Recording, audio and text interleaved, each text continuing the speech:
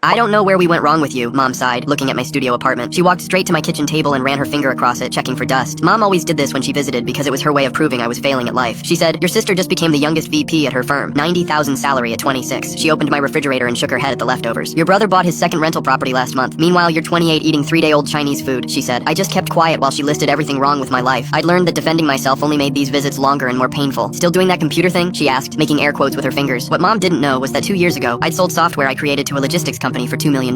It was boring trucking software that nobody would brag about at dinner parties, but trucking companies needed it badly. I didn't buy a fancy car or a mansion like people expected. Instead, I bought a small apartment building through a property company I named after my grandmother's maiden name. My sister actually lived in one of my buildings downtown. She paid $1,800 a month in rent that went straight to my company. She was always bragging about her apartment with the doorman and rooftop access, but she had no idea I owned the whole building. My brother's firm rented 2 floors in my commercial building across town. His corner office that Mom loved posting photos of was in my building, and I'd literally signed his lease renewal last week. After expenses, I made about $12,000 profit every month from all the properties. My family had no idea about any of this. I lived in this studio because I liked keeping things simple and small. The next morning, Mom called a family meeting at my sister's apartment. She called it an intervention, and I knew this was going to be bad. "He needs our help. Real guidance," Mom announced to my siblings like I was a lost cause. My sister immediately pulled out her phone. "My friend needs someone for data entry. 15 an hour, but it's a start," she said. My brother offered he could live with me, sleep on my couch until he saves up. They talked about my future like I wasn't even sitting there. Community college came up first, then entry-level jobs, then moving back home with Mom. Mom said, "You need structure. A real 9 to 5. My sister nodded eagerly. "And a savings account. I can teach you about investing," she said. "First, he needs income. I know someone in our mailroom. 12 an hour, but great benefits," my brother corrected. "Maybe we could co-sign a car loan so he can get to a real job," Mom suggested. They spent 40 minutes planning how to fix my broken life. Trade schools got mentioned several times. Night classes came up too. Someone even suggested food stamps at one point. My sister actually pulled up job listings and started reading them out loud to everyone. "This one's perfect. No experience required," she said excitedly. I sat there in my own building while they planned out my minimum wage future. When I came back from getting more coffee, they were complaining about their landlord. "My rent just went up 150. Same management company as always though," my sister complained. My brother asked, "Which company?" "Something with my grandmother's maiden name. They own half of downtown," she said. My brother got excited suddenly. "That company owns our office building. My boss has been trying to meet the owner for 2 years. Wants to negotiate our lease," he said. My sister laughed at that. "Good luck. Nobody knows who owns it. They say it's some young person who made money in tech." Mom scoffed at the idea. "Probably inherited it. These kids today think they're geniuses because they got lucky once," she said. My brother pulled up his phone. "Actually, my boss researched them. The owner started with 1 building 2 years ago. Now they have 6 properties worth over 12 million, he said. 12 million? My sister whispered. "And they're completely anonymous. Only communicate through lawyers and managers," my brother continued. Mom shook her head in disgust. "Making millions while real people work real jobs. It's shameful," she said. "I'd kill to meet them. Imagine learning from someone that successful," my sister said. Mom laughed bitterly. "Successful? They're probably some spoiled brat who got lucky with computers, not like people who work their whole lives." That comment